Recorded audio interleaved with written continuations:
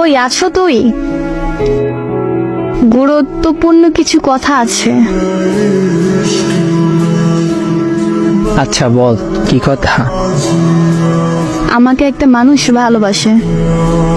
সে আমার সাথে time pass করতে আসছে নাকি সত্যি ভালোবাসে, এই জিনিসটা কিভাবে বুঝবো আমি? এইটা আমার অজানা। মানুষটা সঠিক নাকি ভুল, এইটা কিভাবে বুঝবো আমি?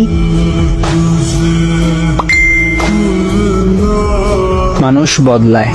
সম্পর্কের শুরুতে যেমন গুরুত্বটা দেয়, কিছুদিন পর সেই গুরুত্বটা থাকে না।